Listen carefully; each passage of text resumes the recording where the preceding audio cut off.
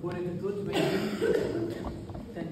Esta conferência, este encontro de hoje, temos chamado de encontros, vem na sequência dos vários que fizemos acerca da oração, pedido também do Papa Francisco, de prepararmos bem o ano jubilar, no qual demos entrada no passado 24 de dezembro, e quisemos manter estes encontros das quintas-feiras, com várias temáticas, com temas variados, inserindo também uma iniciativa da Pastoral Familiar, já ocorrida o ano passado, de uma conferência por mês para capacitar os educadores, os pais, os avós, nesta missão tão bonita, mas também tão exigente de educar. E este encontro de hoje, chamamos estes encontros de Ser Mais, e este encontro enquadra-se nessas várias conferências acerca da família. E hoje temos connosco o Padre Rui de Jesus, é diretor neste momento do Seminário de Caparida, aqui muito perto, mas vai-nos ajudar a compreender melhor este tema, não só da indissolubilidade do matrimónio enquanto vínculo que permanece para sempre, mas acima de tudo, olhando para a vida humana, para a complexidade das religiões, já vamos ver o que é que isso quer dizer, como é que a Igreja nos ajuda, como é que a nossa fé nos ajuda a olhar para isso e também para as reconfigurações familiares a que vamos assistindo e que fazem parte do nosso mundo, da nossa sociedade, como é que enquanto Igreja vamos sabendo também olhar para estas realidades e acolher todos aqueles que querem continuar a procurar ser fiéis ao Evangelho de Jesus. Não vou falar mais, porque o Padre Rui é que vai aprofundar o tema, mas começamos assim com uma oração. Obrigado pela presença, Padre. Muito obrigado. Já estou apresentado. Se quiser saber mais alguma coisa, depois pergunte. Então, começamos com a oração. Em nome do Pai, do Filho e do Espírito Santo. Amém. Senhor Deus, nosso Pai, vós que sois bom, que nos dais vida, que nos dais a fé, nos invocamos nesta hora, vos pedimos que nos concedeis a luz do Espírito Santo para olharmos todas as coisas segundo a vossa vontade e assim a vida de cada um de nós poder configurar cada vez mais a vosso Filho Jesus. Pedimos também por todos aqueles que atravessam momentos de dificuldade, na sua família, no seu matrimónio, e queremos que também este encontro possa ser uma intercessão por todos eles, para que assim também possam encontrar a vossa misericórdia. Tudo isto vos pedimos em nome de Jesus Cristo, o vosso Filho, que é Deus convosco, na unidade do Espírito Santo. Amém. Maria, Mãe da Igreja, rogai por nós. São José, rogai por nós. Começamos por ouvir a passagem do Evangelho, no Evangelho segundo São Mateus, capítulo 19. Todos conhecemos, mas escutemos a palavra de Deus que nunca se repete. Quando acabou de dizer estas palavras, Jesus partiu da Galileia e veio para a região da Judeia, na outra margem do Jordão. Era seguido por grandes multidões e curou ali os seus doentes. Alguns fariseus, para o experimentarem, aproximaram-se dele e disseram-lhe: é permitido a um homem divorciar-se da sua mulher por qualquer motivo?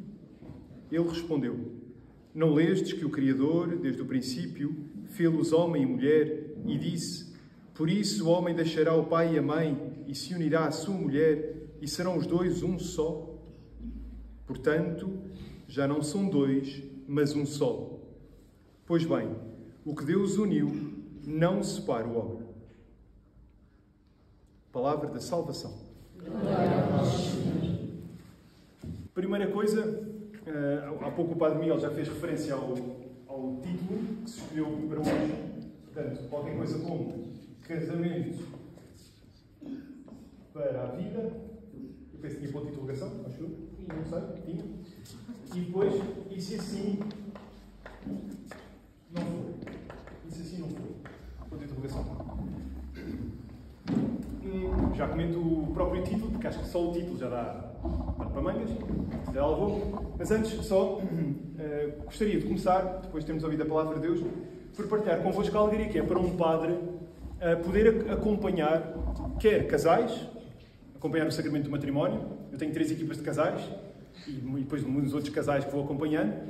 É uma alegria imensa e faz todo o sentido, porque realmente a vocação celibatária, sacerdotal, complementa-se, de certa forma, vê-se e aprofunda-se, compreende-se melhor no confronto com a vocação matrimonial e vice-versa. Por isso é uma alegria muito grande para um padre poder ter contacto com casais e acompanhá-los na sua vida e também nas suas crises e nas suas dificuldades. Depois é também uma alegria muito grande acompanhar muitos jovens que, graças a Deus, põem a questão do matrimónio, pedem ajuda, ali no seminário procuram-nos pelas mais variadas razões. Ainda há pouco tempo, este ano, estou a acompanhar 2 namorados que, se Deus quiser, este ano irão casar. E isso é uma alegria muito grande também para um padre. Depois, também partilho só 2 pequeninas histórias, antes depois de começar a falar. Também já pude experimentar a alegria de, pelo menos numa das vezes, sem me aperceber, poder ter sido instrumento nas mãos de Deus para que pessoas que estavam unidas, mas não sacramentalmente, terem lá chegado. Conto 2 histórias rápidas. Uma, quando eu estava no seminário de Penafirmo, eu estive 8 anos no seminário de Penafirmo, o seminário menor da nossa diocese. Às tantas, um dos rapazes que começou a ir, a frequentar lá no seminário, disse-me que os pais estavam unidos, casados civilmente já há muitos anos, mas que não se podiam casar pela igreja. E eu não conhecia a história, mas aos poucos fui conhecendo os pais, fui conversando com os pais. E às tantas, pude chegar à fala com o pai, que era muito recatado. A mãe é que falava sempre muito, o pai não dizia nada. Mas às tantas o pai lá começou a conversar, a aceitar conversar um pouco sobre a situação, que era dolorosíssima. E nessa conversa, como o pai aceitou conversar, eu pude perceber um bocadinho as circunstâncias e o pai aceitou que eu o ajudasse a escrever a história, o que é que tinha acontecido na primeira relação. E por ter aceito que isso acontecesse, às tantas, foi possível pedir ajuda para aquela situação, de tal forma que, passado cerca de 2 anos, eles puderam casar pela igreja. E foi uma alegria também, depois... Enfim, estou a ver, ele já teria 50 e tal, e ela um pouco mais nova. Foi uma alegria tremenda, com os filhos já crescidos, uma das filhas já maior de idade. Foi um casamento muito bonito. Uma segunda situação, depois já vou ao tema. No tema já estou, mas... aconteceu-me aqui há uns anos, lá no seminário de Penafirmo também, pedirem-me para ir falar a um grupo de casais, os casais de Santa Maria, um movimento da igreja aqui em Portugal. E fui falar sobre estas coisas, e quando estava a falar, houve muitas perguntas, não sei se vai acontecer hoje ou não, mas na altura houve muitas perguntas, e entre as perguntas que houve, às tantas alguém, Sr. Padre, mas isto agora, tendo em conta que isto agora, com o Papa Francisco mudou tudo, agora nós queremos saber como é que vai ser. E na resposta, eu expliquei um bocadinho o que era a doutrina da Igreja, o que é que tinha mudado ou não.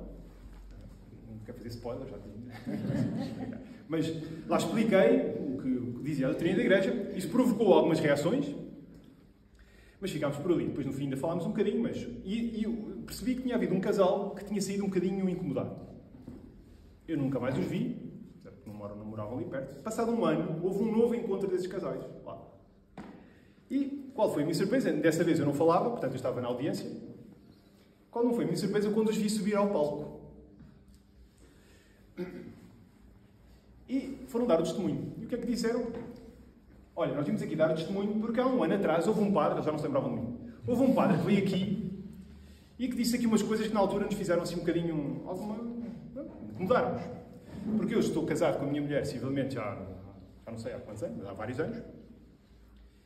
E quando o Sr. Padre aqui veio falar, ele disse que nós não estava, que ele não foi para nós, mas nós percebemos que a nossa situação não estava de acordo com aquilo que a Igreja pedia. Nós ficámos muito incomodados e fomos pedir ajuda, fomos falar com um outro Sr. Padre, que entretanto nos encaminhou, lá pudemos começar a ser ajudados, e de tal maneira que hoje estamos aqui para dizer que durante este último ano casámos pela Igreja. Eu não fui lá dizer. Mas para dizer que é uma alegria muito grande poder, Nosso Senhor, dar a oportunidade de poder falar do que a Igreja ensina e depois ver frutos a aparecer. Não é sempre assim, às vezes não vemos frutos nenhuns. Mas de vez em quando Nosso Senhor é amigo, é sempre, mas de vez em quando é amigo ao ponto de nos dar alguns pequeninos frutos para nós vermos e para nos contentar. Bem, enfim, só para 2 pequeninas histórias sobre isto. Então, vamos aqui. Casamento para a vida e se assim não for. Só o título dizia já é provocativo o suficiente. Porque, na verdade, se eu disser casamento, ou é para a vida ou não é casamento. Sim? Pois, quando chegar ao fim, quer dizer, provavelmente eu não vou dizer novidade nenhuma, está bem? Não sei se fosse não tenho essa pretensão. Mas quero refletir convosco acerca daquilo que a Igreja nos ensina. E, portanto, casamento para a vida. E se assim não for, bem, se não for é porque não é casamento. Se for casamento é porque é para a vida. O que é que isto quer dizer? O que é que isto quer dizer? Quer dizer que, em primeiro lugar, sabem que hoje, se calhar mais do que nunca, porque a nossa cultura hoje tem alguns pressupostos que já não estão em sintonia com aquilo que a Igreja nos ensina. Hoje, quando nós falamos de matrimónio, muitas vezes, infelizmente, é para falar das crises. Ou seja, muitas vezes, quando nós... Também lá vamos. Mas, quando falamos de matrimónio, muitas vezes é para falar do que corre mal, do que não é possível. Ou para dizer que... Muitas vezes... Sabem, eu às vezes, quando vou às paróquias, falar, por exemplo, aos pais dos meninos da catequese, e os ouço, às vezes, lamentar-se. Esta juventude, hoje em dia, já ninguém se quer casar, está tudo perdido. E eu costumo, muitas vezes, desafiar os pais. Espera, mas... Até pode ser. Se calhar em algumas situações será, outras não. Mas e qual é a nossa responsabilidade? Quando os jovens ouvem falar o marido e a mulher, em que termos é que os ouvem falar? Porque se o marido e a mulher o que têm para dizer do matrimónio é isto realmente lá em casa o meu marido, ou a mulher a dizer, ou o homem a dizer, a minha mulher realmente... Ou seja, se o que ouvem é apenas as dificuldades do matrimónio, as dores de cabeça do matrimónio, não estou a dizer que não existe, mas se é só isso que ouvem falar, é normal que um jovem que pense um bocadinho vai pensar, se calhar é melhor não meter para ali, porque aquilo parece que dá dor de cabeça, não é? Portanto, é muito importante, dizia, muito mais importante hoje do que noutros tempos, voltar aqui em primeiro lugar. Nós não podemos falar das crises do matrimónio, das dificuldades do matrimónio, sem compreender o que é o matrimónio. Porque senão, estamos a falar de quê? Porque se assim não for, se eu não for capaz de reconhecer as graças do matrimónio, eu quando for falar do matrimónio, vou só apenas cair no de sempre, que é dizer que é impossível. Ou se não for impossível, é porque estão enganadinhos, não é? Estão ceguinhos ainda. Porque nós já tínhamos percebido. E, portanto, perco aqui os primeiros minutos só, como digo, a dizer coisas que provavelmente não serão novidade, mas que acho que são muito importantes.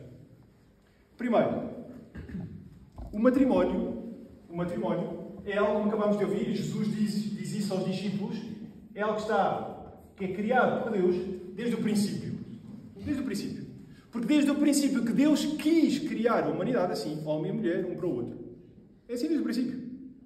E por isso está inscrito na nossa própria criação que o homem é para a mulher é para o homem. Está inscrito. Portanto, tem carinho. Nós fomos feitos assim. Não percebemos isso depois. Não é apenas uma coisa que depois deixa cá ver que eu decido. Não é verdade.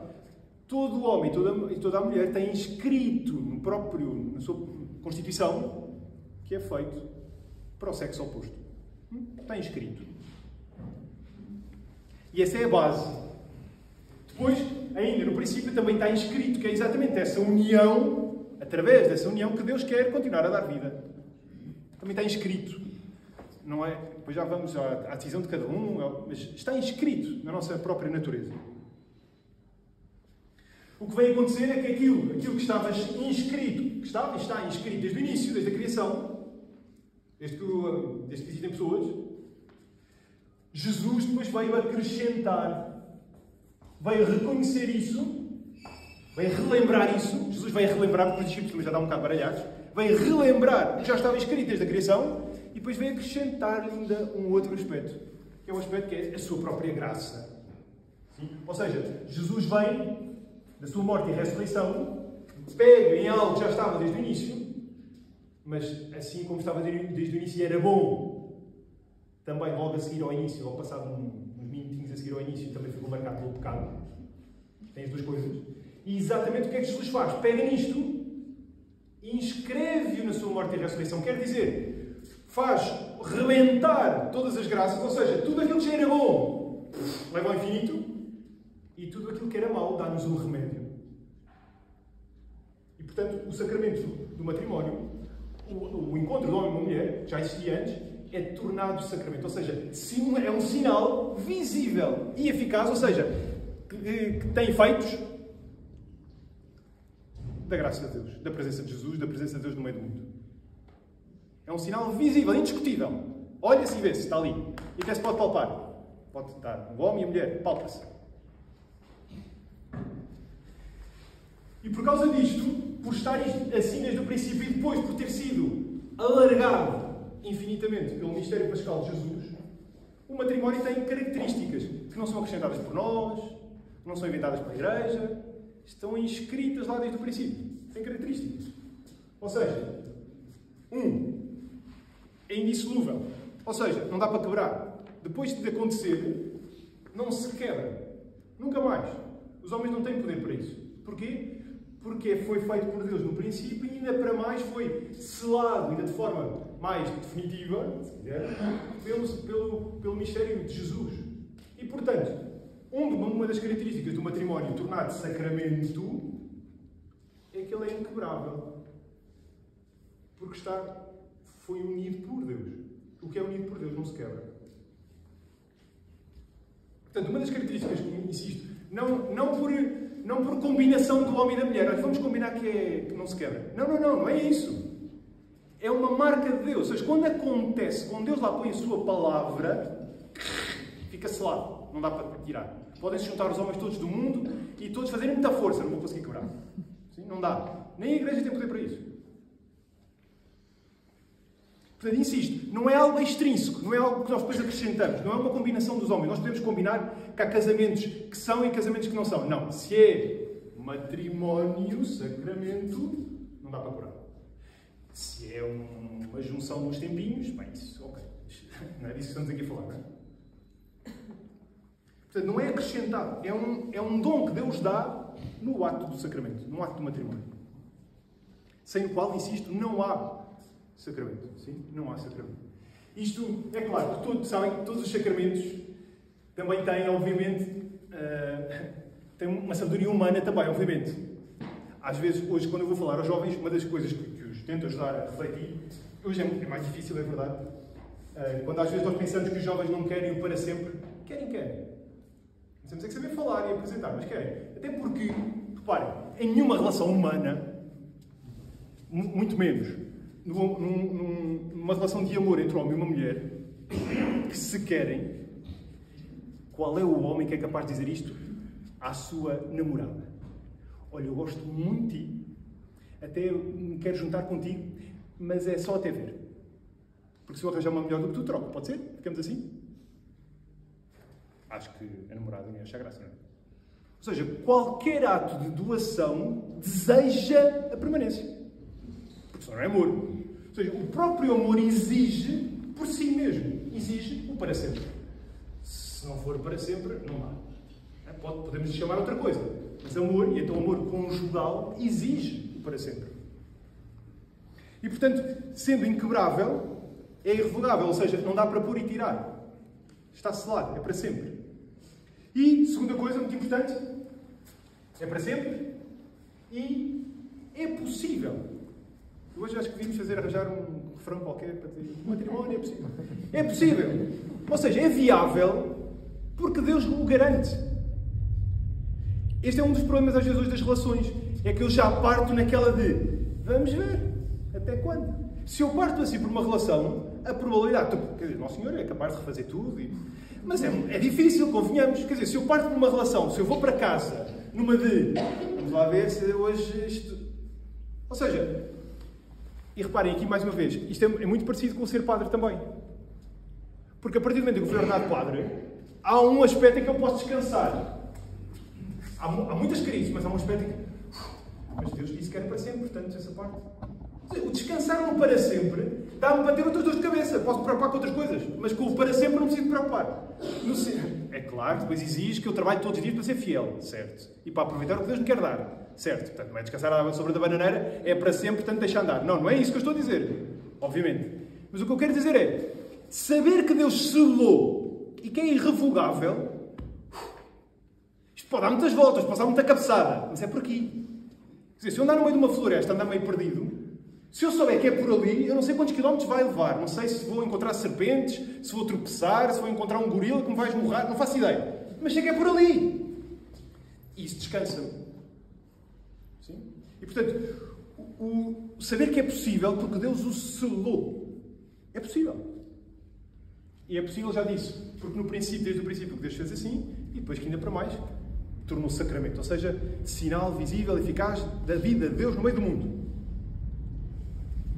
Depois, para além do ser para sempre, outra característica, obviamente, pede fidelidade. Claro, pede fidelidade. Claro. Ou seja, o sacramento, no matrimónio de um homem e uma mulher, exige fidelidade um ao outro. Que envolve muitíssimas coisas. Não tem a ver só com a vida sexual. A vida toda exige fidelidade, dedicação um para o outro. E depois, o estar aberto à fecundidade. Ou seja, estarem disponíveis, exatamente porque é para sempre e são fiéis um ao outro, procuram-se um ao outro, e isso depois brota nos frutos, nos filhos e noutros frutos. Não apenas nos filhos, mas noutros frutos também. E portanto, ainda um último aspecto. Último não, mas penúltimo. Então porquê que o matrimónio existe? Porque Deus quer o bem, quer o bem do homem e da mulher, dos cônjuges. Deus quer o bem deles, e por isso dá-lhes o matrimónio. E Deus quer o bem dos filhos, e por isso dá aos filhos o matrimónio. O matrimónio existe por estas duas razões. Sim? Se calhar vou parar. Eu sou péssimo em esquemas, talvez é só para eu dizer que estou a escrever alguma coisa. O matrimónio existe para o bem do casal e para o bem dos filhos. E as duas coisas são inseparáveis. Existe por estes dois bens. Porque Deus quer o bem do homem e da mulher e porque Deus quer o bem dos filhos. Porque os filhos, para crescerem bem, Deus quer-lhes oferecer o matrimónio dos pais para cuidarem deles, para os ajudarem a crescer. Porque nós todos somos criados numa relação para uma relação. E para eu aprender a relação, eu preciso crescer numa relação. E por isso Deus dá o pai e a mãe. Ora, a partir de tudo isto que eu já disse, percebemos também como o matrimónio tem uma relação estreitíssima com a Eucaristia. Porque na Eucaristia o que é que acontece? Na Eucaristia é onde Deus faz prolongar para sempre a morte e a ressurreição de Jesus. A Eucaristia é a forma que Deus inventou de eu poder constantemente me alimentar, ser mergulhado na morte e a ressurreição de Jesus. Onde Jesus dá a vida pela sua esposa, que é a Igreja.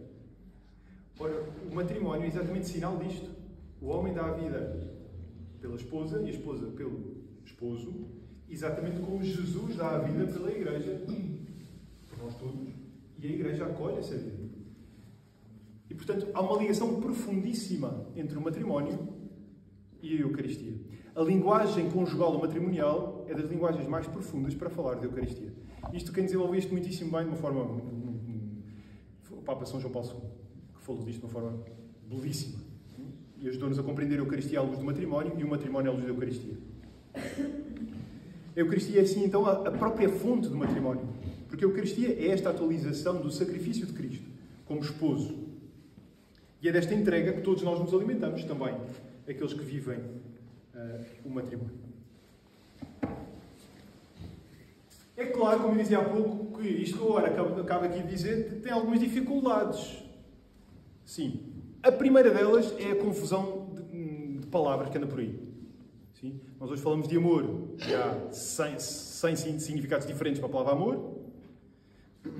Hoje até já se fala de amor líquido. O amor líquido quer dizer que hoje é assim, amanhã é de outra forma, depois é de outra forma. Portanto, não se pode definir. É aquilo que porque ainda que os sentimentos façam parte do amor, a verdade é que se fez derivar o amor disto que eu aqui tentei explicar para disto que eu expliquei, com aquelas características. Apenas para o que cada um está a sentir em cada dia. E, portanto, o amor passou a ser a coisa mais gasosa que há. Pode ser assim ou outra maneira ou outra coisa qualquer. De tal forma que é quase impossível falar de amor. Porque cada um está a dizer a sua coisa. Já ninguém se entende. Quando eu digo amor, eu não sei o que é que estou a entender por amor. E julga-se até que para ser amor não pode ser estável. Exatamente por isto. Porque se é o que eu sinto, eu hoje posso estar a sentir, amanhã posso não estar a sentir. Ora, quando isso é a negação do amor. O Papa Bento XVI em Fátima, em 2010, quando cá veio, dizia: a fidelidade é o amor no tempo. A fidelidade é o amor no tempo. Ou seja, o amor exige permanência. Se não for permanência, é porque pode ser outra coisa, mas amor. Depois, uma outra dificuldade de hoje, são alguns refrões que andam por aí, que é: o que é ser pessoa? O que é ser pessoa? Há um adágio que às vezes nós dizemos muito, que é: eu já não sou a mesma pessoa. E dizemos sinceramente: mas o que é que nós estamos a dizer? Eu já não sou a mesma pessoa que era quando me casei há 20 anos atrás. Eu já não sou a mesma pessoa que era quando fui ordenado há 17 anos atrás. O que é que eu estou a dizer? Se eu pesar as palavras, o que é que eu estou a dizer? Não sou a mesma pessoa, como assim? Estou a dizer que estou mais careca? Estou mais desgarolho? Tenho mais... sim, isso é verdade. Estou a dizer que a minha voz mudou, o timbre da minha voz mudou, porque era mais tenor e agora estou mais baixo? Não. É isso que eu estou a dizer? Isso é capaz de ser verdade. Estou a dizer que já conheci mais coisas, já tive mais experiências do que tinha na altura? Também é verdade. Mas a pessoa sou exatamente a mesma. Porque desde o dia em que Deus me criou até à eternidade, eu vou ser sempre a mesma pessoa. Pessoa é aquilo que permanece em mim, não é aquilo que muda. Quer dizer, o que muda também faz parte de mim. Mas quando eu digo pessoa é o mais fulcral, é o mais íntimo de quem eu sou. E isso é sempre o mesmo. É o que faz de mim eu. É o que faz com que eu não seja o Jorge. E o Jorge não seja o Padre Rui. É o ser pessoa, é o que eu sou. E isso nunca muda. Atrás disto, percebam como dizer: eu já não sou a mesma pessoa, às vezes é desculpa que às vezes usamos sem querer, ou sem pesar exatamente as palavras, para dizer: eu estava casado com esta pessoa, mas ela agora já não é esta pessoa. Então, se calhar agora eu já não estou casado porque eu estava casado era com aquela pessoa, não era com esta pessoa. Não, a pessoa é só uma. Desde que foi criada até à eternidade. Pode aprender, pode crescer, pode melhorar pode refinar os defeitos, ou pode melhorar as qualidades, essas coisas todas. Mas é a mesma pessoa. E, portanto, insisto, e foi exatamente o que Jesus fez com os discípulos. Jesus, naquela altura, foi necessário que ele dissesse aos discípulos: é possível o matrimónio, e não é possível só como um ideal. Não, é possível porque foi eu que o criei, e eu constituo o matrimónio. É possível porque Deus faz. E Deus pode. Aí acho que estamos todos de acordo, não é? Deus pode. Deus é omnipotente, até dizemos sempre no credo, não é? Portanto, Deus pode. Mesmo aquilo que nos pareça impossível. E Deus pode e quer. E faz. Deus pode, quer e faz. E, portanto, é bom hoje dizermos que o matrimónio é bom. E é preciso. É bom, o matrimónio é bom. Senhor Padre, mas é uma... Espera, já lá vamos à tua cabeça. Mas o matrimónio é bom. Uma coisa boa, foi criada por Deus. Deus quer nos dar, quer dar à Igreja e ao mundo o matrimónio. É bom. Bem, agora, dito isto, então, depois, como disse há pouco, depois se quiserem também sobre isto perguntar, posso. Mas eu se calhar faço o percurso todo e depois, no fim. Mas é verdade que hoje, por variedíssimas razões, os matrimónios, por vezes, passam por crises. Não vou ter tempo para passar por todas elas, até porque, enfim, cada casal também. Se calhar aqueles que aqui são casados também já tiveram suas. Mas é necessário olhar, sim, e a Igreja tem dedicado cada vez mais o seu tempo, a sua atenção, também aos casos em que os casais passam por dificuldades. Sim, passam por dificuldades. Podem ser variedíssimas e podem ter as mais variadas causas. E como já disse, uma delas, não é única, mas eu diria assim duas, se calhar. Uma, de facto, é a cultura em que estamos, que atualmente não ajuda. Atualmente não ajuda, porque também já se esqueceu, a própria cultura já se esqueceu do que é o matrimónio. Mas há outra razão, eu acho que também temos que ir pôr um bocadinho a mão na consciência, que é, se a cultura até há umas décadas atrás ajudava, influenciava e empurrava um bocadinho para o matrimónio, quando isso começou a não acontecer, eu penso que nós, em Igreja, despertámos um bocadinho tarde, mas pronto, isto Nosso Senhor resolve, portanto vamos a isso. Mas deixámos alguns casais que passaram mal sozinhos, a passar pelas crises. Sim? Com certeza que em primeiro lugar tem que ser os dois a mexer-se, obviamente, mas em igreja, e a igreja quer dizer as nossas comunidades, nós precisamos também de atender e, se os próprios deixarem, ajudar. Porque às vezes há casamentos que chegam a crises muito sérias quando já tinham muitos sinais de dificuldade antes, que não foram atendidos. Vai-se aprofundando, até que às tantas. Portanto, há, de facto, matrimónios onde há afastamento, onde há uma ruptura. É verdade. Não deixam de ser, eu não vou desdizer o que disse no início. Se é um matrimónio, ele é para a vida. Se não é para a vida, é porque não é matrimónio. Se é matrimónio, é porque é para a vida. Mas há situações graves, dolorosíssimas, porque passam alguns matrimónios. Há mulheres, homens, marido, mulher, que são abandonados. Isso acontece. Isso é dolorosíssimo. Ou seja, uma parte, um cônjuge que fica sozinho, porque o outro fugiu, desapareceu. E não estou a falar de cor, nesse caso. Há aqueles que se separam por ser impossível a coabitação, pelas mais variedíssimas razões. Portanto, separam-se. Só por si isto não faz com que nenhuma destes casos que eu estou a dizer não destrói no sentido que o matrimónio continua lá. Mas não é possível que vivam em conjunto. O caso que se fala muitas vezes é da violência. Pode ser uma razão. E a Igreja, até em alguns casos, se não for possível a convivência, é a própria Igreja que, por vezes, diz: afasta-te para salvaguardar a tua vida. É claro que tem que ser sempre uma decisão do próprio ou da própria. Mas a Igreja, por vezes, aconselha a que isso assim aconteça: afasta-te. Não é uma situação, não se quer o matrimónio, nem a pessoa que se afasta continuar a poder frequentar os sacramentos, estar em plena vida comunitária, tudo isso. Mas precisa de se afastar pela situação em que vive.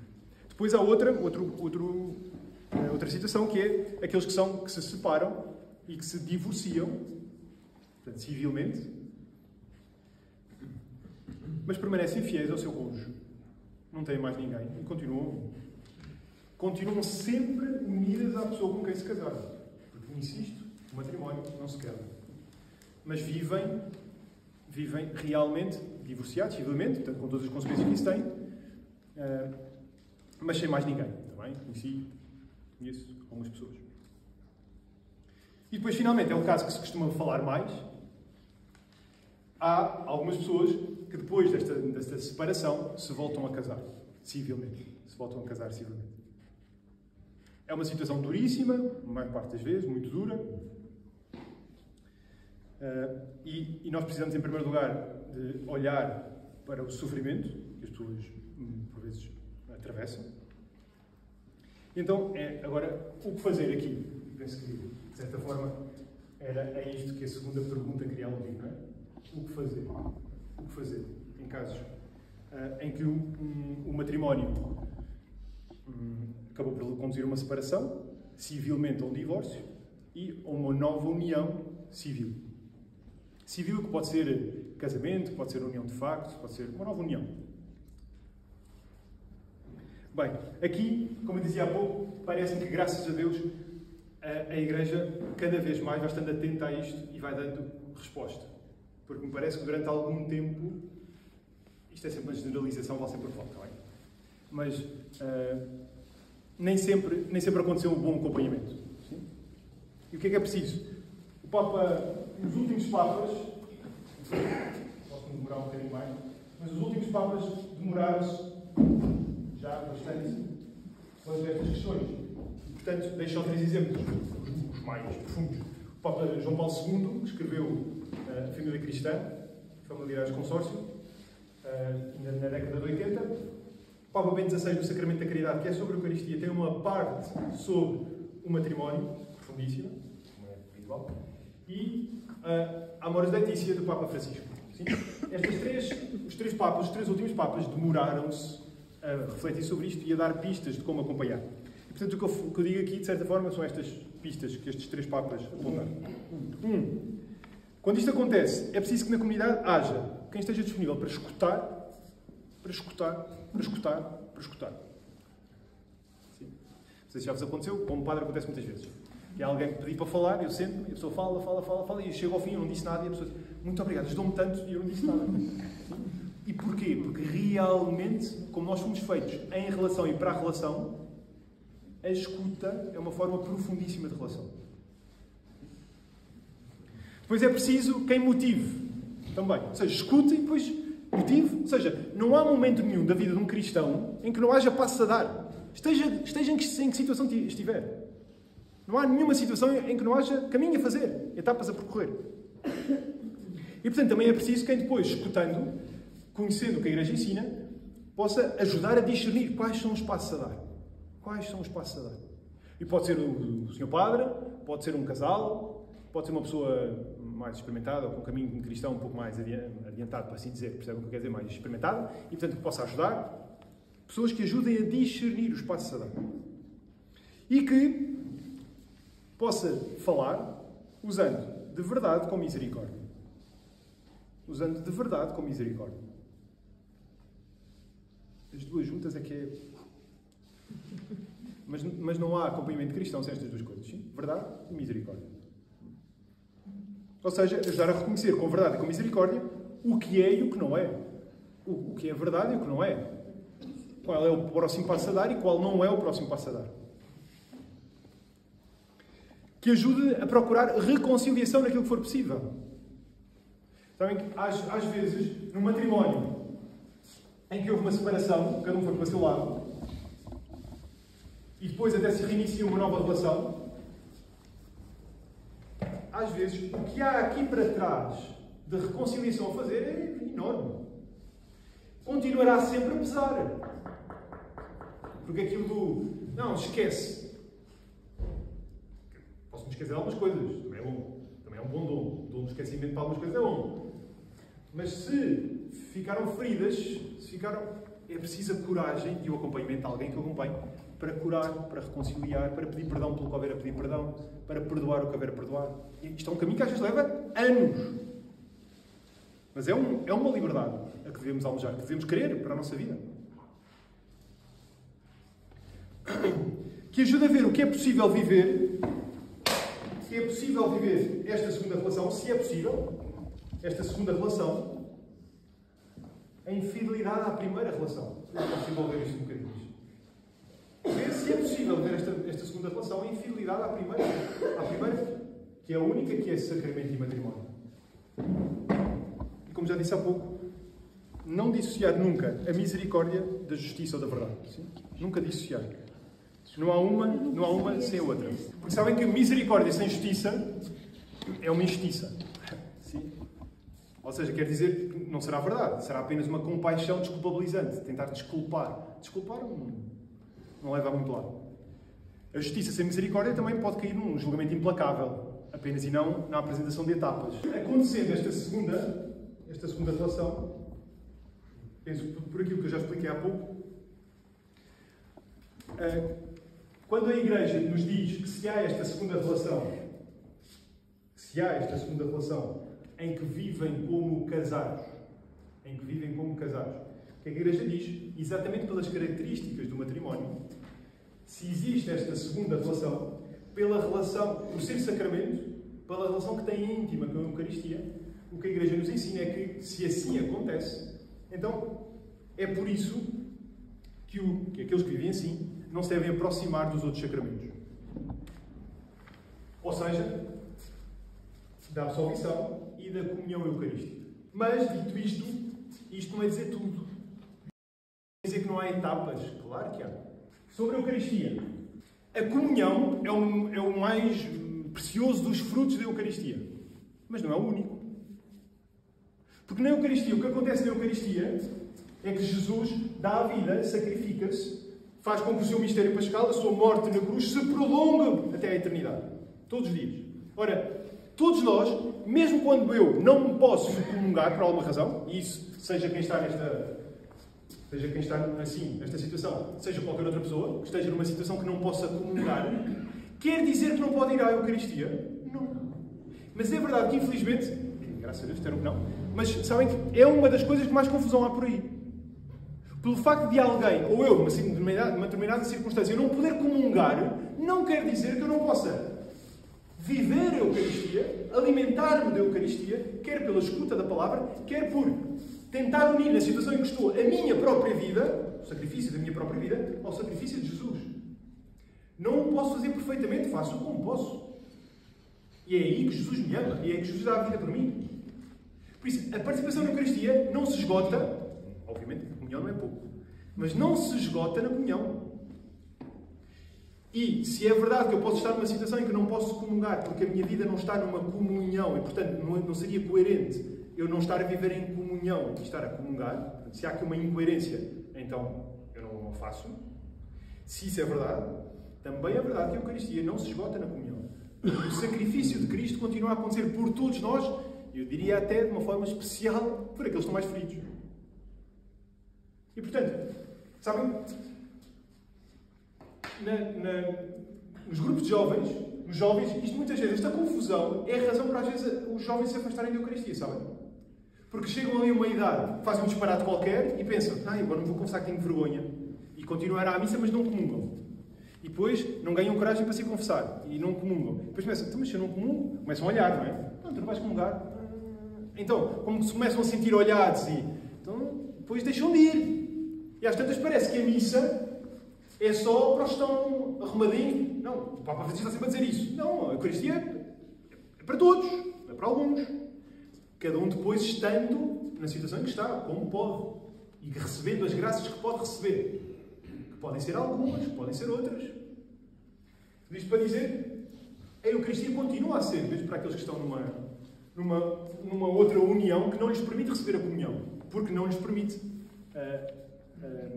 receber a absolvição. E por causa disso, porque os três sacramentos estão unidos, então é que isto acontece. Porque reparem, se o matrimónio é para sempre, e se ele aconteceu, o que acontece é que eu para sempre terei a minha vida unida à pessoa com quem me casei. E, portanto, se eu estou numa segunda união e se vivo como casado, então quer dizer que eu não estou a ser fiel inteiramente à pessoa com quem me casei. Ora, se eu procuro a confissão, e depois já lá vou dar aqui um desenvolvimento a seguir, está bem? Mas se eu procuro a confissão, mas não tenho propósito de emenda, ou seja, porque não é possível, porque estou... As razões podem ser variadas, mas se eu não posso sair, e sair quer dizer, eu vou continuar a viver como esposo, à maneira de esposo aqui, então quer dizer que a absolvição não faria sentido. Porque eu não posso absolver se eu não tenho um propósito possível de emenda. Isto não é subjetivo, é objetivo. Ou seja, a situação em que eu estou não me permite receber a absolvição. Porque eu estou num estado continuado. E por isso eu não posso receber a comunhão. Mas a Eucaristia continua a ser para mim. E até o caminho de reconciliação continua a ser para mim. Eu naquele momento posso não receber a absolvição. Mas o caminho de reconciliação do meu coração com a minha história e com os outros é para continuar. E é preciso ver que passos há a dar. Já lá vou, como disse, isto ainda tem aqui um outro desenvolvimento. Está bem? Já acabei? Mas se calhar posso já lá. Tem aqui um outro desenvolvimento. Até por um tempo de foge. Que é o quê? Eu acompanhei um par de namorados há uns anos que quando vieram ter comigo, foi ela, habitualmente são as senhoras que... Foi ela, foi a minha prova, já conheci os dois já há muito tempo, e ela veio-me dizer, pá Rui, eu não lhe tinha dito, mas se calhar já reparou que eu deixei de comungar. Já não me lembro se tinha reparado, se não tinha reparado. Mas eu deixei de comungar porque eu ainda não lhe tinha dito, mas eu agora já estou a viver com o meu namorado. E portanto eu não me estou a sentir nada bem com isto, mas neste momento já estamos a viver os dois, já não me é possível voltar para casa dos meus pais. Eu deixei de comungar, mas estou-me a sentir péssima com isso. Já partilhei isso com alguns que me dizem, vai comungar, mas eu não me sinto bem com isso. Eu sabia que se fosse dizer ao Padre Rui, o Padre Rui me ia explicar que eu não devia comungar, e por isso também estava a adiar. E ainda para mais, eu não quero falar muito disto com o meu namorado porque eu sei que ele acha que isto é tudo uma previsão. Ok. Eles acabaram por se casar. Mas o teu casamento, o que é que foi possível fazer? Não aconteceram duas coisas. Que eu fiz muito esforço para que não acontecesse. Dizer-lhes assim: rapariga, comunga lá, isso... Não aconteceu. Mas também não aconteceu o quê? Estás a ver com o teu namorado? Que vergonha. Não tens vergonha? Tu és católica a vida toda, és chefe de escoteiros, agora vais... Também não aconteceu. Quer dizer, volto a dizer, não aconteceu. Esforcei-me muito para que não acontecesse. Porque eu sei mais ou menos o que digo, o que é colhido do outro lado. Às vezes nós esforçamos e nem sempre conseguimos dizer exatamente, é difícil. Mas o que é que aconteceu? Aconteceu poder fazer um caminho, ou seja, espera, olha, mas não há possibilidade de fazer caminho nenhum.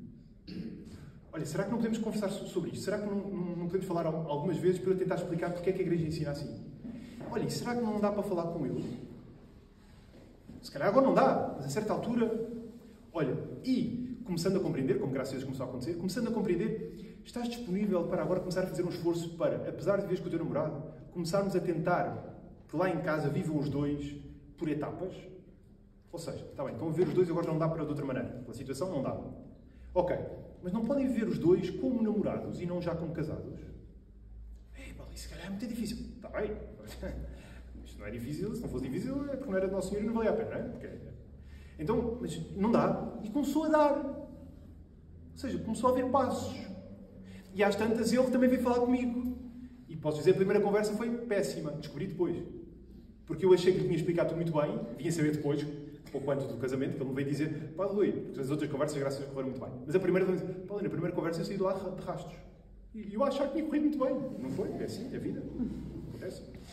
Mas foi possível começar a conversar com ele. E às tantas, os dois começaram a assumir que se iam preparar para o casamento tentando viver como a Igreja ensinava. E aí já foi possível eles confessarem-se. E depois caíram. E depois pediram ajuda. E depois...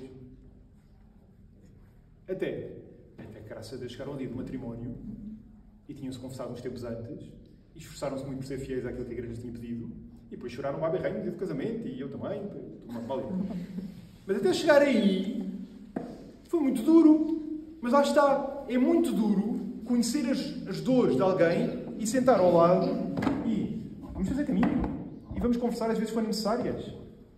E se não percebes agora, está bem. É assim, há coisas profundas que não se percebe numa conversa. E nem se percebe só em conversa, é preciso rezar, e é preciso procurar, e é preciso esperar, e é preciso... Mas isto para dizer... Uma coisa é, eu estou numa situação e estou-me a borrifar porque a Igreja ensina. Outra coisa é, eu percebo que a Igreja me quer bem, que aquilo que me está a ensinar é bom, e eu quero tentar, e às vezes não consigo. Entre uma e outra situação, há uma diferença abissal. Portanto, um homem e uma mulher que vivem numa segunda união e que não querem saber do que a Igreja ensina, mas querem viver como se fossem casados, normalissimamente, como se fosse um sacramento, e não querem saber, só querem que a Igreja faça o que eles querem, não estão a fazer caminho cristão. Porque estão a pôr de lado como a Igreja os querem ajudar.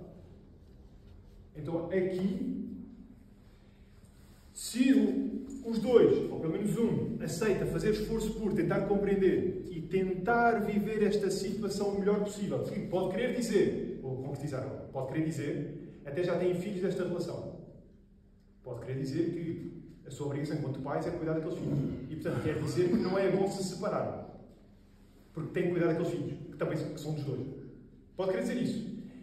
Mas também pode querer dizer que, por respeito a uma primeira relação, ou se calhar até têm os dois um matrimónio, por respeito a esse matrimónio, vão tentar viver a sua situação como pais daquelas crianças, mas entre si, não como casados que não são. É muito duro. É possível também. E graças a Deus, como há muitas situações hoje em dia infelizmente, de casamentos em que houve este afastamento, há também cada vez mais testemunhos de que isto é possível. E se esta união, se eles tentam viver assim, podem-se confessar e podem comungar. Porque estão a tentar viver de acordo com a verdade do seu matrimónio inicial. Então podem ter absolvição. Mas um dia caíram. Mas se é uma queda, ou seja, se não é um estado, mas é uma queda, então pode-se confessar e pode comungar. Portanto, uma coisa, mas isto que eu estou a dizer aqui, eu posso aplicá-lo para qualquer pecado. Para qualquer pecado, assim é. Uma coisa é um estado permanente, outra coisa é uma queda. E há uma diferença abissal entre os dois. Num há o desejo de caminho e de conversão, no outro, de certa forma, pode haver uma desistência. Fica aqui. Se é assim, aí é que eu não estou em processo de conversão. Nós todos estamos constantemente em processo de conversão. Então, se há arrependimento e se há luta, tentativa de acolhimento da graça, então pode haver absolvição e pode haver comunhão. Muito bem. Tenho aqui mais coisas, mas isto é conversa. Já está na hora também do que o Miguel me tinha dado. Portanto, perguntas, coisas que quero dizer. Rui, em relação a essa situação, quando diz que há uma queda, está a falar concretamente, por exemplo, em eles terem relações sexuais ou outro tipo de queda? Sim. Porque, permita-me, se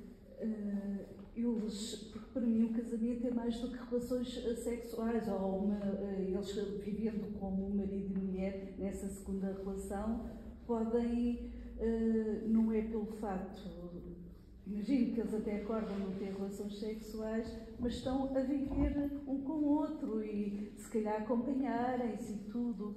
Isso também é uma relação, não é? E isso, não sei se me estou a Sim, perfeitamente. Pronto, ok, é isso. Totalmente de acordo que é uma união não se resume à relação sexual, sem dúvida nenhuma. Mas também é verdade que na doutrina sobre o matrimónio, naquilo que a Igreja nos ensina sobre o matrimónio, a Igreja diz que a forma mais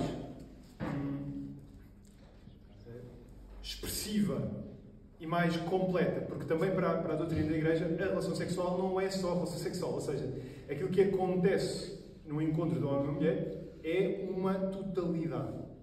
Por isso é que a Igreja até nos ensina que o matrimónio, qualquer matrimónio, só acontece depois do consentimento trocado e da relação sexual. Tem que haver estes dois passos para haver casamento. Se não houver relação sexual, quer dizer que o matrimónio não foi consumado. Porquê? Exatamente porque eu sou uma totalidade. Ou seja, não basta um desejo psicológico ou uma afirmação, é preciso que tudo em mim seja entregue ao outro e, portanto, também ao meu corpo.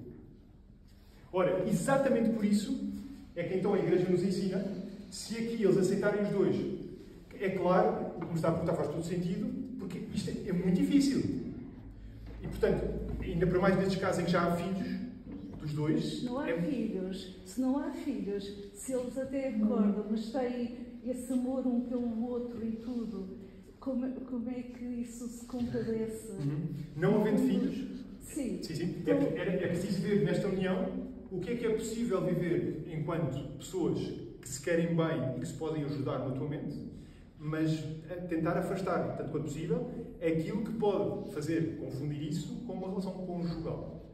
E no encontro que me estava a dizer, é a relação sexual, por isto que eu disse, que não é apenas a relação sexual, porque nós aí também seria outra conversa, é preciso recuperar o que é que nós, quando se fala de sexo, o que é que estamos a falar, não é? Isso era outra conversa, porque infelizmente também hoje subdividiu-se muito e às tantas falamos de partes de nós e não da totalidade, e, portanto a relação sexual para a Igreja é muitíssimo importante porque é a totalidade, não é um bocado, mas, para além disso, tentar ver nesta relação o que é possível viver que faça com que não se confunda com uma conjugalidade. Agora, aqui é que a Igreja diz assim, mas aí temos que acompanhar caso a caso, para ir tentando compreender naquela circunstância o que é possível. O que é possível. Portanto, isso é muito bonito. Qualquer um dos Papas, e o Papa Francisco aqui também, diz, por favor, não nos peçam para fazer aqui uma lista de regras, porque isso depois tem que ser caso a caso. Ou seja, ver que nesta situação isso pode querer dizer nem sequer dormir em quartos separados. Noutra situação pode querer dizer que até, afinal, porque moram numa casa, estou a inventar agora, pode haver um espaço tão grande que até cuidando dos filhos, mas têm a oportunidade de não partilhar muitos, enfim, não sei. Mas tem que ser depois caso a caso, mas é verdade que não passa só pela relação conjugal, mas passa por aí. Não passa só, mas passa por aí também.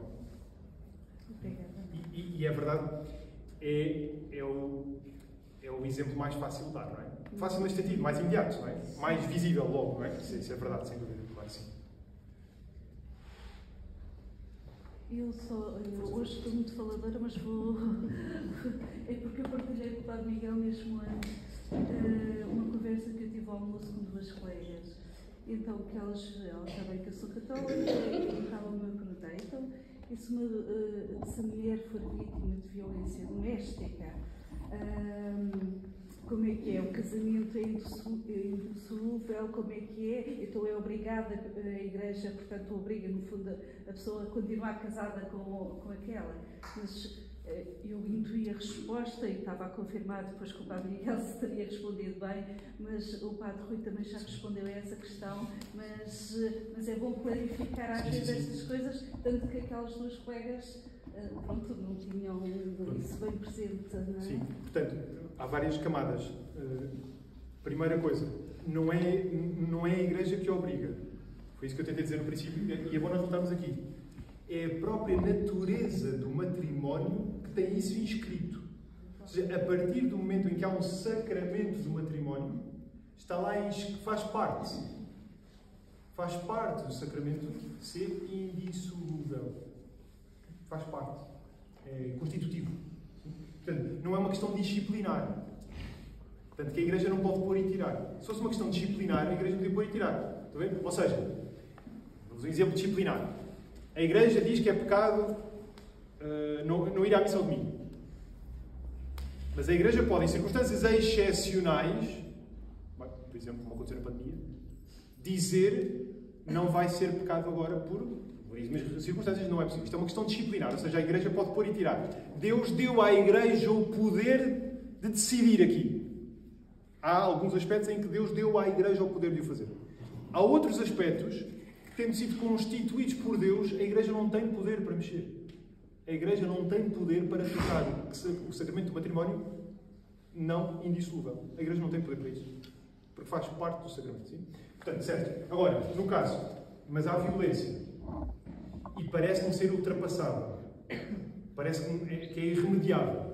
Então a Igreja, já aconteceu em alguns casos, a Igreja dizer à senhora, ou ao senhor, depende, tens a obrigação de sair de casa para te protegeres e para protegeres o teu cônjuge.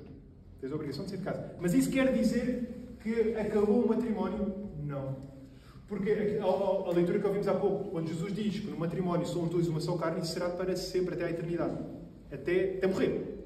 Até que a morte nos pare. Até morrer vai ser assim. Ou seja, o próprio deve continuar a cuidar do outro. Como? Da forma possível. E nesse caso, a melhor forma possível pode ser afastando-me e continuando a rezar a estar disponível se for possível, se for preciso, se for conveniente, dar algum tipo de auxílio, respeitando esse mesmo matrimónio.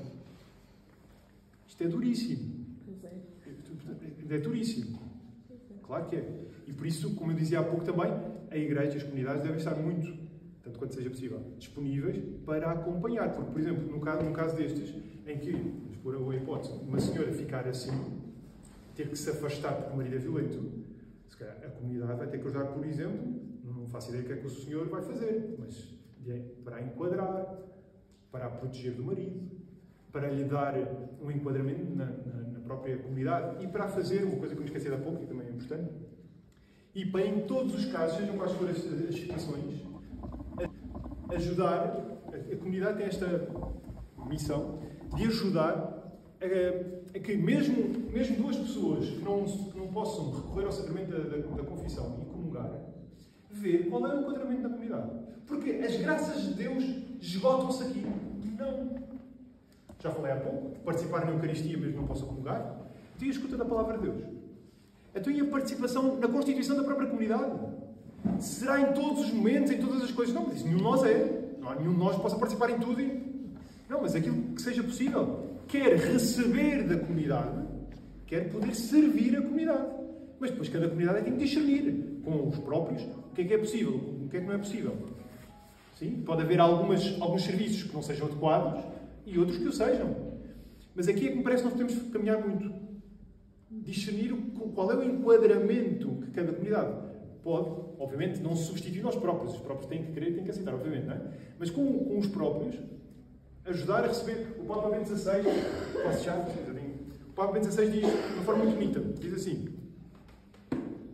não obstante a sua situação, todos continuam a pertencer à Igreja. Isto não é beliscado. E, portanto, a Igreja deve-lhes manifestar que os continua a acompanhar com especial solicitude, na esperança de que cultivem, quando possível, um estilo cristão de vida. É para todos. E depois concretiza. Através da participação na Santa Missa, ainda que sem receber a comunhão, da escuta da Palavra de Deus, da adoração eucarística, da oração, da cooperação na vida comunitária, do diálogo franco com os sacerdotes ou com alguém que os possa ajudar na vida espiritual, da dedicação ao serviço da caridade, das obras de penitência, do empenho na educação dos filhos. Isto não é pouco. E é cristão, é retintamente cristão. E, portanto, o facto, ainda que haja dor por alguma impossibilidade, não podemos parar aí. E o resto não é um remendo. Não é, como não pode ser isso, então... Não. É retintamente cristão, é de Cristo. É vida cristã. Sim? E, portanto, ajudar aqueles que estão nesta situação a procurar, a encontrar espaço dentro da própria comunidade. Ali primeiro aquele senhor. Eu tenho várias questões, portanto, umas mais práticas, outras mais filosóficas, mas peço que me interrompam e que me calem quando for ao altura. A primeira questão é uma questão muito prática. Então, em caso de apostasia ou excomunhão, o sacramento permanece válido? O sacramento. No caso? Matrimónio. Do próprio ou do que fica abandonado? Daquele que eventualmente é apóstata, sendo casado matrimonialmente, não é? Ou excomungado.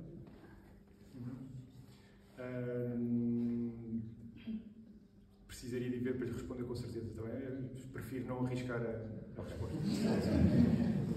Para lhe dizer com certeza. Uma questão prática. Uma pessoa que esteja em situação de divorciada, não é? Não pode aceder ao sacramento da reconciliação. A pessoa divorciada pode. A pessoa recasada é que não. Pronto, a pessoa recasada. Exato. Pronto, mas já agora é importante a distinção, porque eu também já encontrei pessoas, acompanhei pessoas que estavam há muito tempo sem comungar, porque eram divorciadas. Sim, não, mas ainda bem, para distinguir. O facto de ser divorciado não é um bem, mas não faz com que não possa comungar. Sim. Mas pode receber a bênção dos doentes? Que está recasado. O que está recasado não se pode aproximar dos outros sacramentos. Nem a bênção dos doentes? É um sacramento. Eu sei. Sim. Mas é negado? Lá está. Não é que seja negado. Sim. É aquilo que eu tentei dizer há pouco. Sim. É a própria coerência entre os sacramentos. Os sacramentos têm uma coerência entre si, que não foi constituída por nós, pela Igreja. Sim. Porque a própria comoção dos doentes tem em si também... A reconciliação. Exatamente. Perdi a pergunta. Pois, sim. Mas lá está. Dizer isso não é dizer que não há nenhuma graça que... Sim.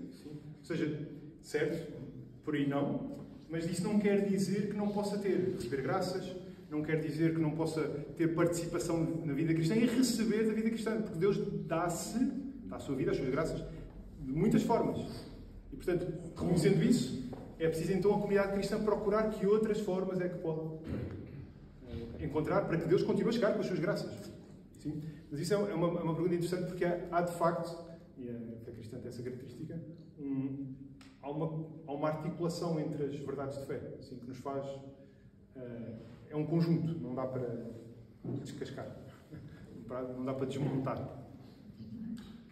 Eu termino só com uma um bocadinho mais difícil para mim, se calhar um bocadinho mais fácil para si. Eu tinha uma característica, quando era miúdo, que utilizava muito esta ideia de que Deus é de um amor infinito, de uma misericórdia infinita e que quer para nós uma vida de plenitude, que essa vida de plenitude se deve concretizar nas suas diversas dimensões. Não vou entrar em mais detalhes, grosso modo é esta a noção. E eu, perante esta situação, questão, Jesus faz de facto essa afirmação que o casamento é indissolúvel, não separa o homem de Deus uniu, mas até que ponto é que pode ser Deus a separar ele próprio aquilo que é uma graça sua, seguramente, olhando para a realidade, percebendo que aquela realidade não é uma realidade que faça aquele casal viver a sua felicidade, a sua plenitude, e que o seu infinito amor e misericórdia, ele acha que aquilo não é efetivamente a vida que o casal que aquelas pessoas devem viver. Sim. Então, duas coisas. Se foi Deus que pôs, Deus não põe em ti. Se foi Deus, ou seja, se de facto é sacramento, Deus nunca contraria o seu sacramento. Se é sacramento, não se tira. Porque Deus não põe, não diz isto é para sempre e depois se contradiz. Deus nunca se contradiz. Deus não pode dizer que é para sempre e assim dizer afinal não é. Sim? Ou seja, Deus não pode dizer sim e não ao mesmo tempo. Deus não se contraria. Sim? Portanto, os sacramentos têm essa característica, assim como tem na vida de um padre. Um padre não pode ser e não ser. Sim? Ou é ou não é. Agora, outra questão que também acho que é muito interessante, eu hoje já não fui aí, que é poder ver, sim, e isso é um aspecto bem importante, se de facto Deus disse. E essa é uma questão importante. Foi com as histórias que eu contei no início, eu queria apontar para aí, que é, será que o sacramento pode não ter havido? E então aí sim há que procurar. Ou seja, se na altura da realização do matrimónio, ele e ela, os dois, foi um consentimento livre, sim ou não? E eu já acompanhei casos em que não foi, porque ele só se casou. Olha, até de um padre. Estou a lembrar-me de um padre, aqui há uns anos, interessa onde, que assim que a mãe morreu, ele foi dizer ao Senhor Bispo, agora vou-me embora. Disse, então como assim? Não, eu só fui padre porque a minha me tinha pedido, me tinha feito prometer que até ela morrer eu seria padre. Já fui, ela já morreu, agora vou embora. Mas o que é que acontece aqui? Reparem, o que é que acontece? Ele não deixou de ser padre. Ele nunca foi. Quer ser justificação para a nulidade? Pode ser justificação para a nulidade, exatamente. No caso do padre, foi. No caso do padre, foi. Certo? Porque, como ele só foi... Porque ele só foi por pressão externa, logo, não havia um consentimento livre. Portanto, o sacramento não foi válido, não aconteceu. Sim, ele nunca foi padre. E assim pode acontecer se o consentimento não se verifica,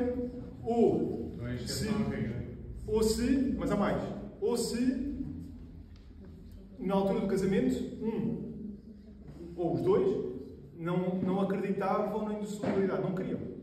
Disseram, sim, está bem, mas no fundo o que estava era, mas se arranjar melhor eu troco. Se estiver, não houve sacramento. Se na altura do casamento ele ou ela, os dois, não queriam ter filhos, não houve sacramento. Agora, portanto, são duas situações diferentes. Uma coisa é, se houve sacramento, então, acontecendo, é para sempre. Agora, se não se verificaram as condições, podem não ter havido sacramento. E hoje, como eu contei há bocadinho, aquele casal, e acontece com frequência, explicando o que é o sacramento, às vezes percebe-se que de facto não houve. Foram iludidos ou não esclarecidos para o matrimónio, não chegou a haver matrimónio. Padre Rui, uma questão. Desculpa, mas estava esta senhora primeiro, pode ser? Desculpa. Naquele exemplo que deu da violência doméstica, quando as pessoas se separam para se protegerem e não há possibilidade de recuperação do agressor ou da agressora, isso não é um motivo de nulidade? De nulidade, se isso começou no matrimónio, não. Porque se há sacramento, o sacramento permanece. Outra coisa diferente, também há casos assim. Você já começou no namoro? Em que começou no namoro e houve alguma pressão, e às tantas, por medo, ela se deixou conduzir até ao matrimónio, mas por medo, ou por dissimulação de personalidade. Ou seja, ele fazer-se passar por uma pessoa que não era. Eu vou lembrar-me de um caso, que até há uns anos foi assim badalado, em que ele casou-se com ela e ele já tinha um caso no outro lado. e nunca lhe disse, nunca falou. Não acontece sacramento. Porque se ele já foi para o matrimónio, não chegou a haver sacramento. Mas quando não se consegue provar nada no passado, não. Se foi uma coisa que é supostamente só posterior, já não se... Depois, já não é como qualquer processo, para se tentar ver, tem que se procurar as ferramentas que a justiça nos dá, não é? Porque nós somos humanos, não temos omnisciência, temos que procurar, não é? Mas esses processos acontecem tentando encontrar se realmente...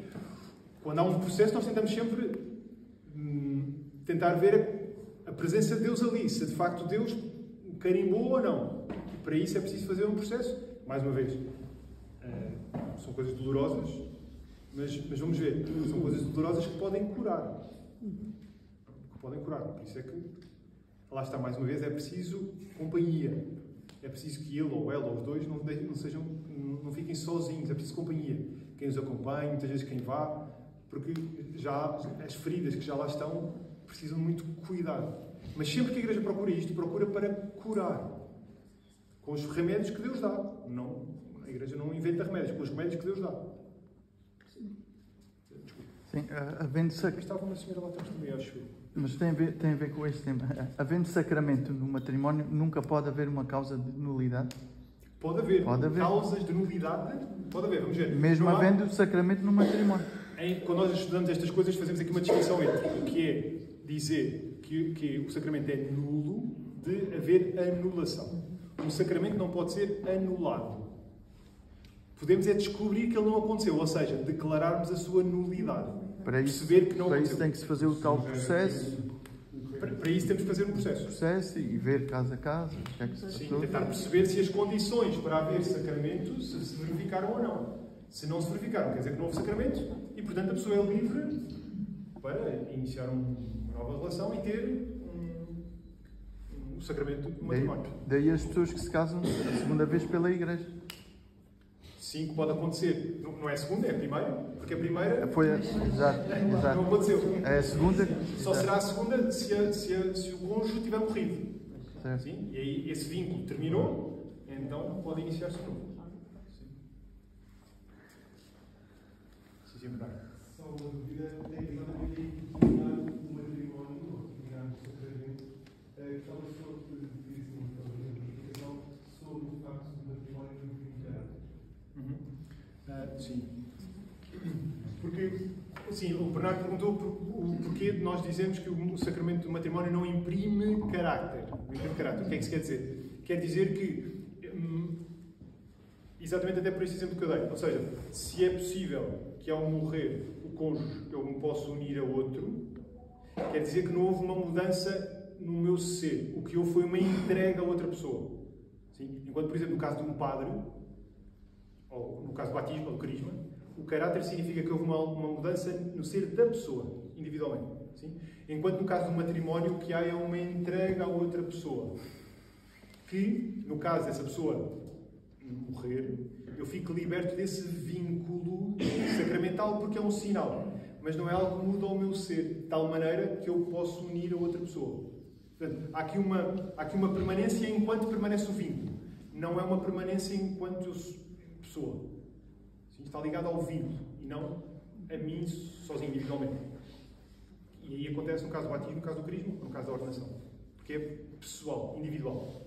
No caso do matrimónio, não. É a dois. E, portanto, por causa disso, por poder ser com outra pessoa, quer dizer que não houve uma alteração no meu ser. Houve enquanto vínculo com outra pessoa. Sim? E por isso aí a Igreja sempre fez esta distinção para que não houvesse confusão. Mas estes termos são termos, enfim, percebo que possam ser, cruzar aqui duas coisas. O nível sacramental e depois também o nível jurídico. A minha dúvida é ali, casamento para a vida. E a minha dúvida foi perceber como é que eu poderia educar um adolescente de 14 anos para que ele queira se casar para a vida. Sim. Foi essa a minha questão. Então, há algumas dicas que são apenas isso, são apenas dicas. Primeira coisa é a minha vida cristã. Como é que eu vivo? E procuro viver com fidelidade a vocação que Deus me deu, seja ela qual for. E que eu possa viver com fidelidade e com alegria, aquilo que eu disse há pouco. E a alegria não é para fingir. Também podemos falar das dificuldades. mas procurar também os bens, as graças que o Nosso Senhor me dá. Porque se eu nunca manifesto isso, então é normal que os filhos, os outros, não vão desejar uma coisa que é sempre só febre. E, portanto, primeira coisa, a minha fidelidade enquanto cristão. Depois, segunda coisa, o falar o levar, tanto quanto me seja possível, o outro ao encontro de Jesus. É claro que, com 14 anos, já não vai só pela mãozinha, anda cá e obedece, não é? Às vezes é um bocadinho mais difícil do que isto, não é?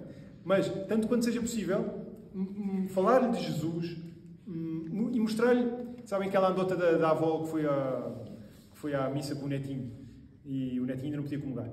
E então, quando chegou à altura da comunhão, a avó dizia: olha, Francisco, agora ficas aqui à minha espera, que a avó vai comungar. A avó foi comungar, chegou ao lugar, ajoelhou-se à avózinha, e o netinho tocou no ombro da avó e disse: ó avó, dói muito. Se o meu testemunho, lá está, se é só que isto é muito difícil, dói muito, é só os perigos. Não, a alegria de ser de Jesus. A alegria de ser de Jesus. Portanto, o testemunho. E ao mesmo tempo, o não deixar de fazer propostas e de falar e dizer: olha, há isto que é bom, há isto que é bom. Olha, não queres ir aqui?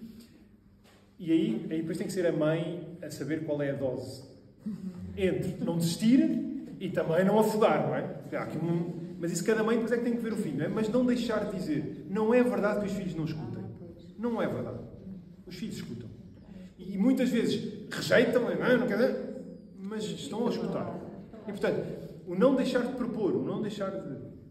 Terceira coisa. Falar, tanto quanto seja possível, não apenas dos termos religiosos, mas daquilo que é verdade. Que, por exemplo, isto que eu estava a dizer há pouco, que o amor, sim, é para sempre. Que hoje em dia, os jovens são metralhados, mesmo as crianças, com uma série de conceitos mentirosos, ou pelo menos equívocos, errados, alguns, outros pelo menos ambíguos, vá lá. E nós precisamos de falar disso abertamente em casa, ouvi-los. E depois dizer: olha, então é sobre isso, então vamos cá, vamos conversar. Não cair logo em cima de o que estás a dizer, não, mas escutar. E depois, tanto quanto me seja possível, responder. E se não sei, ter a hombridade de dizer: olha, a mãe não sabe, mas eu vou tentar saber. E falamos sobre isso outra vez. E não deixar de falar sobre. Mas outra coisa que me parece muito importante também é rezar pelos filhos, obviamente, e dizer ao filho, mesmo que ele depois possa não ir, mas dizer-lhe: olha, não deixes de perguntar a Deus o que é que Ele quer para a tua vida. Porque os pais não são aqueles que sabem melhor o que é para os filhos. Deus é que sabe. Sei que os pais também querem muito saber. Ótimo. Mas Deus é que sabe. Portanto, ajudar também a fazer a pergunta aos filhos: olha, o que é que Deus quer para ti? Mãe, dá com essas coisas, sabe? Passado um tempo: olha, mas já perguntaste o que é? Olha, a mãe costuma rezar por isso. A mãe não quer que tu sejas isto ou aquilo. Enfim, depois haveria muitas outras coisas, como eu disse há pouco, há tantos lugares comuns hoje que repetem que são disparates. Sim, que são disparates. Um que eu ouço muito, peço que também lutem contra ele, é quando os mais velhos, quando os pais, os catequistas, dizem aos miúdos: ó filho, tu estuda-me, que é a coisa mais importante do mundo. Tu estuda-me, porque se não estudares não vais ser ninguém na vida. Tudo mentira! Não é? Tudo mentira. É mentira que estudar é a coisa mais importante do mundo. É mentira que se ele não estudar não vai ser ninguém na vida. Como assim? Então o que é que ele é agora? É o quê? É um não ser? Que só quando estudar é que vai ser alguma coisa? Mas quem é que disse? Mas lá está, são pequeninas coisas que vão entrando e que nós às tantas repetimos quase, sem maldade nenhuma, não é? Mas repetimos, mas que vão ficando na cabecinha e depois fazem o seu serviço. E portanto, tentar desmascarar aquilo que são às vezes pequeninas mentiras que se vão instalando e que o mundo... Agora faço uma questão, sendo professora, e pegando aí na questão da educação, qual é que é o papel, porque muitas vezes sinto alguma dificuldade, sobretudo estando no estado de leigo, qual é que deve ser a abordagem a ter com miúdos que muitas vezes são completamente estruturados no nível familiar, sobretudo tendo a meu cargo duas direções de turma, nas quais tenho uma relação muito mais próxima com os. Quais são as idades? Secundário. Muitas hormonas aos saltos, muitas questões. E como é que eu poderei então abordar determinadas questões sem também obrigá-los a. Portanto, no Estado de Lei, como disse. Primeira coisa, não Isso é da desista. escola pública, não é? Força. Não pode Primeira coisa, força. Depois, eu acho que há pequeninas coisas. Uma coisa que me parece que hoje faz imensa falta é tentar ajudar a pensar. Dando conteúdos, dar conteúdos é fundamental. Sem conteúdos também ninguém pensa. Dar conteúdos é fundamental. Também é uma coisa que não é óbvia hoje. Portanto, dar conteúdos. Segunda coisa, e conteúdos, o que é que eu quero dizer? Por exemplo, confrontar com a realidade.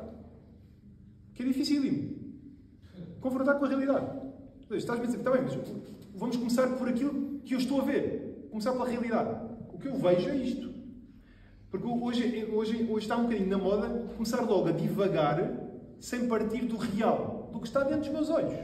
Olha, o que é que está dentro dos meus olhos? É isto. Uma coisa simples para falar, pode não ser esse o tema, mas, por exemplo, uma coisa que, bem ou mal, não interessa, mas que nós hoje já podemos dizer. Está diante dos olhos de toda a gente que os filhos que passam por situações de crise matrimonial e de separação dos pais, os filhos sofrem muitíssimo. Mas hoje é preciso dizer, porque parece, é tudo flores. O que interessa é que cada um ir para o seu lado. Não. Os pais também sofrem, certo?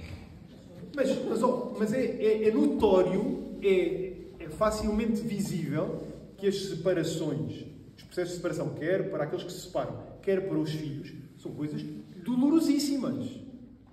Então quer dizer, vendo a realidade, que então temos que procurar não cair aí. Então como fazer? Mas a primeira coisa, dar conteúdo significa olhar a realidade, ver os dados. Hoje em dia, isto também me levava uma conversa muito longa, acerca da validade e da importância que hoje se dá aos dados. Até à ciência. Hoje em dia parece que é tudo... Porque passamos a basear tudo no que eu sinto. E portanto, se eu sinto que 2 mais 2 são 5, ótimo, desde que tu sintas... Mas não são! Portanto, tem que se dizer... Podes sentir muito, estar com as hormonas aos saltos, mas objetivamente está errado. Portanto, a realidade. Segunda coisa, sim, ajudar a pensar, fazer perguntas. Hoje, uma das coisas que eu noto quando os grupos de jovens vão lá ao seminário é que, ao contrário de há 20 anos atrás, há muita gente que não diz nada. Não pergunta. Não faz perguntas. Então há... E isso quer dizer o quê? Quer dizer que também nós, de alguma forma, também os fomos influenciando, não sei, para que haja um ensimismamento, ficando ensimismados. Se eu sei, para dentro, eu estou cá eu, comigo. Tem um mundo à tua volta. Então não tens nada a perguntar, não há nada que te espante, não há nada... E quando fazem afirmações, às vezes mais do que dar logo uma resposta, fazer uma pergunta para o desarmar. Pois olha, agora vai para casa pensar no assunto. Mas fazer perguntas. Sim? Estou a lembrar de um rapaz da minha equipa de casais que não há muito tempo, numa aula de, não sei, penso que era filosofia, o professor fazia daquelas coisas, então de que cor é esta parede? E filosofia, não é? Infelizmente tem-se essa ideia de filosofia, que é um disparate. A filosofia não é isto, mas é o que se vende, é assim a vida. E então os alunos começaram, professora, então, mas o que é que quer dizer? Não, quer dizer é que, sabe, cada um de nós tem uma percepção diferente sobre esta parede. E, portanto, quer dizer que cada um pode ver esta parede de uma cor diferente. E o rapaz, no tipo de disse, professor, desculpe lá, mas como é que isto pode não ser branco para alguém? E a pessoa disse, não podes querer impingir nos outros a tua... Portanto, começar pela realidade. Portanto, vamos lá ver. Se alguém não vê branco... Não estou a ofender, não. Estamos a começar pelo real. E depois, fazer perguntas, ajudar a pensar. Porque vamos ver, uma coisa que Deus nos garante é que Ele é a verdade. Ou seja, quando nós falamos das coisas de Deus, nós não estamos a falar de um suponhamos. Estamos a falar da verdade. Que eu posso falar sem nenhuma presunção porque não estou a falar de uma coisa minha. Não foi eu que inventei, não sou eu que digo. Não, é Deus que garante. E Deus também garante isso na criação. Começar pelos dados. Hoje faz imensa falta contacto com a natureza, o contacto, aquilo que é. E depois ajudar a pensar, fazer perguntas. E depois volto a dizer, rezo muito, peço muita ajuda ao Nosso Senhor, que é um desafio belíssimo, mas duríssimo também, é verdade. E hoje, muitíssimo.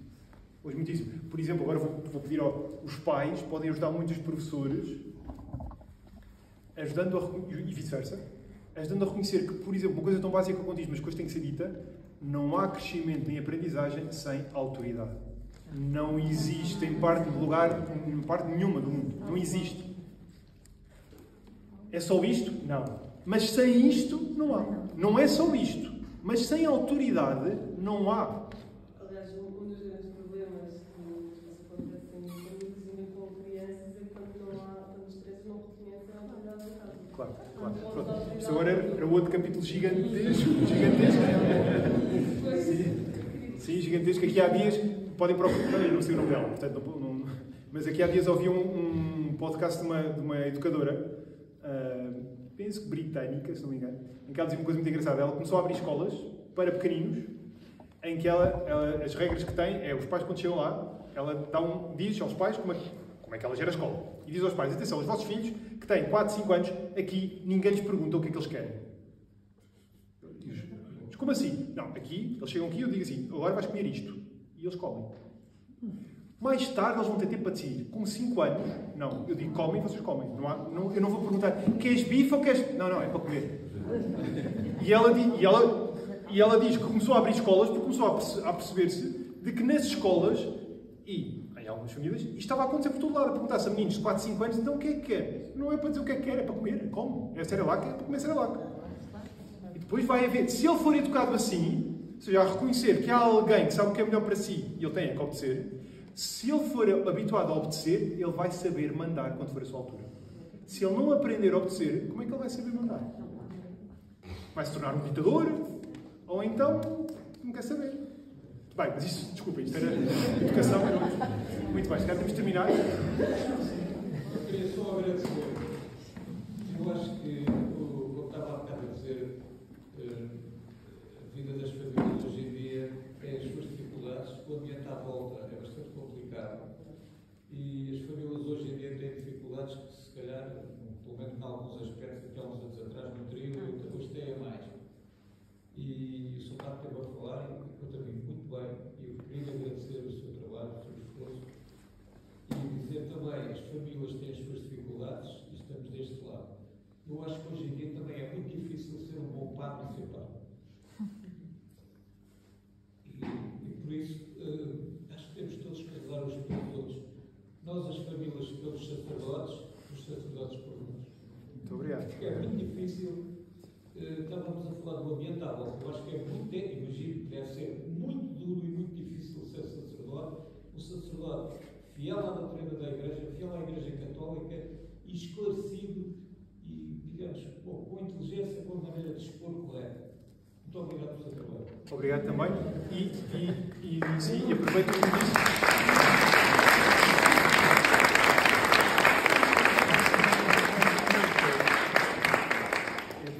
E agradeço para dizer exatamente, Nosso Senhor não foi por acaso, foi de propósito, que nos constituiu como corpo, como igreja.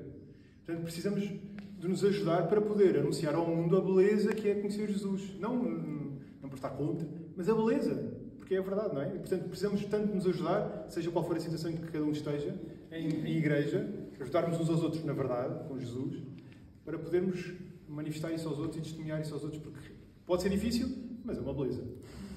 Mas é uma beleza. Muito bem. Convido-vos então a terminar. Muito bem.